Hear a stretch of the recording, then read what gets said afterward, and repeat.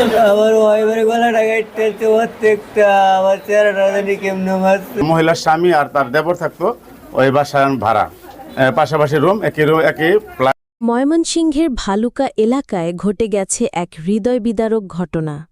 সকালে night duty শেষ করে ঘরে ফিরে এক গার্মেন্টস কর্মী দেখেন তার স্ত্রী ও 2 শিশু সন্তানের নিথর দেহ ঘরে পড়ে আছে।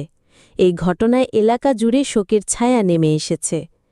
ভালুকা পৌরসভার 7 নম্বর ওয়ার্ডের টিএনটি রোড এলাকায় বসবাস করতেন রফিকুল ইসলাম নামে এক ব্যক্তি। কর্মস্থল থেকে ফিরে এসে তিনি দেখতে পান তার স্ত্রী ময়না আক্তার, 4 বছর বয়সী কন্যা রাইসা আক্তার এবং 2 বছর বয়সী পুত্র নীরব মিয়া আর জীবিত নেই।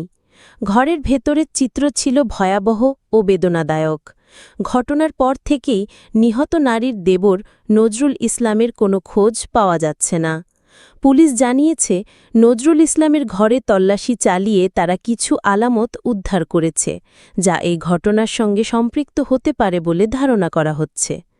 ঘটনাস্থলে আইনশৃঙ্খলা রক্ষাকারী বাহিনীর উপস্থিতি ছিল উল্লেখযোগ্য এবং তারা তদন্তে ব্যাপক গুরুত্ব দিচ্ছেন।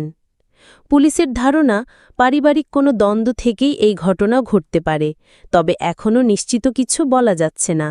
অপরদিকে নিহত ময়নার ভাই জানিয়েছেন যে তার বোন এবং ভগ্নিপতির মধ্যে দীর্ঘ 10-12 বছরের দাম্পত্য জীবনে কখনো কোনো বড় ধরনের বিরোধ দেখা যায়নি। তাই এই ঘটনার নেপথ্যে অন্য কোনো কারণ রয়েছে কিনা তা খতিয়ে দেখা হচ্ছে। নিহত রফিকুল ইসলাম নেত্রকোনার কেন্দুয়া উপজেলার চেলেরঘাট এলাকার বাসিন্দা ছিলেন। তিনি ভালুকার একটি স্থানীয় গার্মেন্টস মিলে কর্মরত ছিলেন। পরিবারের পক্ষ থেকে এই মর্মান্তিক ঘটনার জন্য দায়ীদের দৃষ্টান্তমূলক শাস্তি দাবি করা হয়েছে। প্রিয় দর্শক, এই ছিল আজকের বাংলা 24 চ্যানেলের সর্বশেষ নিউজ। নিয়মিত নিউজ আপডেট দেখার জন্য বাংলা 24 চ্যানেলটি সাবস্ক্রাইব করতে ভুলবেন না।